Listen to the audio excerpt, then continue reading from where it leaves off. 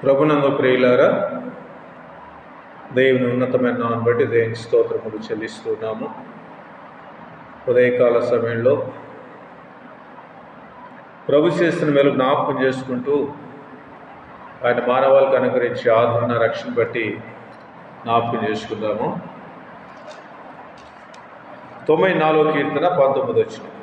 94 కీర్తన 19 వచనం. నా అంతరంగమందు విచారములు ఎచ్చగా నీ గొప్ప ఆదరణ నా ప్రాణమునకు నెమ్మది కలుగ చేయుచున్నది. నీ గొప్ప ఆదరణ నా ప్రాణమునకు నెమ్మది కలుగ చేయుచున్నది. ప్రభునందు ప్రియులారా, ఒక మనిషికి ఆదరణ ఎప్పుడు కావాలి అంటే కష్టాలు ఉన్నప్పుడు, అనారోగ్య స్థితులు ఉన్నప్పుడు, ఇరుకులు ఉన్నప్పుడు, ఇబ్బందులు ఉన్నప్పుడు, సమస్యలతో ఉన్నప్పుడు ఒక మనిషికి ఆదరణ అనేది అవసరం.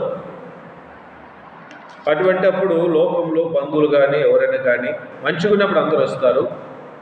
సమస్యలు ఉన్నప్పుడు దాదాపుగా వచ్చేవారు తక్కువ.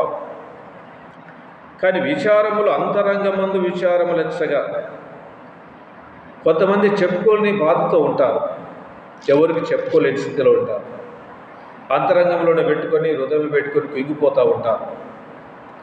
అయితే దేవుడు అంటున్నాడు దేని వాక్యంలో, నా అంతరంగములు విచారములు అధికమైనప్పుడు, హెచ్చిపోయినప్పుడు నీ గొప్ప ఆదరణ నా ప్రాణమునకు నెమ్మది కలుగచేయుచున్నది అన్నాడు. ఆయన గొప్ప ఆదరణ మన ప్రాణానికి నెమ్మది కలుగజేస్తూ ఉంది. కాబట్టి దేవుడు ఆదరణ ఇచ్చేవాడు, కృప చూపేవాడని వాక్యం ద్వారా మనం చూస్తున్నాం. నీ గొప్ప ఆదరణ నా ప్రాణానికి నెమ్మది. లోకంలో దేంట్లో నెమ్మది లేదు, ప్రభులోని నెమ్మది ఉంది, క్రీస్తులోని నెమ్మది ఉంది. ఆయన విశ్రాంతినిచ్చు దేవుడు.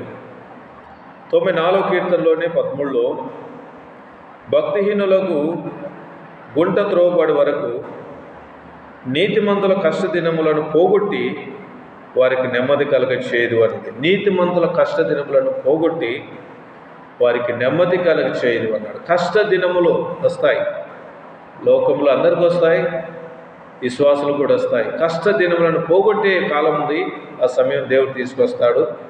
మనకి ఎన్నోసార్లు కష్టాలు, నష్టాలు, ఇరుకులు, ఇబ్బందులు వస్తాయి. కాబట్టి ఆయన మనకు ఆదరణ ఇస్తాడు. కీర్తన 54:4లో దేవుడే నాకు సహాయుడు, ఆయన నాకు నా ప్రాణానికి ఆదరణ ఇచ్చేవాడు. కాబట్టి ఆయనే మనకు సహాయకుడు, ఆయన ఆదరణ ఇచ్చేవాడు. ప్రభువే నా ప్రాణమును ఆదరించువాడు అన్నది. ఇదిగో దేవుడే నాకు సహాయకుడు, ప్రభువే నా ప్రాణమును ఆదరించువాడు. కాబట్టి ప్రాణానికి నెమ్మది కావాలి, హృదయానికి నెమ్మది కావాలి, ఆదరణ కావాలి అని అంటే దేవుని వైపు చూడాలి, ఆయన సన్నిధిలో కనిపెట్టాలి. కాబట్టి కష్ట నష్టాలు, ఇరుకులు, ఇబ్బందులు ఉన్నప్పుడు దేవుని ఆదరణ మనకు కావాలి, దేవుని ఆశీర్వాదం కావాలి. శిష్యులు కూడా సముద్రం దాటుతున్నప్పుడు కష్టాలు ఉన్నారు, తుఫాన్లో ఉన్నారు, ప్రాణభయంతో ఉన్నారు, మరణమవుతామనే వరకు దిగిపోయారు. కానీ ప్రభువు రాత్రి వేళ సముద్రం మీద నడుచుకుంటూ వస్తూ శిష్యులను పలకరించి, ఆదరించి, ధైర్యపరిచి ఒడ్డుకు చేర్చినట్టుగా మనం చూస్తాం. కాబట్టి భయభీతులో ఉన్నప్పుడు దేవుని ఆదరణ మనకు అనుగ్రహించబడుతుంది. కాబట్టి ఇక్కడ గొప్ప ఆదరణ ప్రాణమునకు నెమ్మది కలుగ చేస్తుంది. సమస్తం ఆదరణ గురించి కృప వచ్చే దేవుడు. ఒక తల్లి వాళ్ళ పిల్లలను ఆదరించినట్టు నేను మిమ్మల్ని ఆదరిస్తానని యెషయా గ్రంథంలో దేవుడు తెలియజేశాడు. ముదిమొచ్చు వరకు నువ్వు ఎత్తుకొనివాడు నేను అన్నాడు.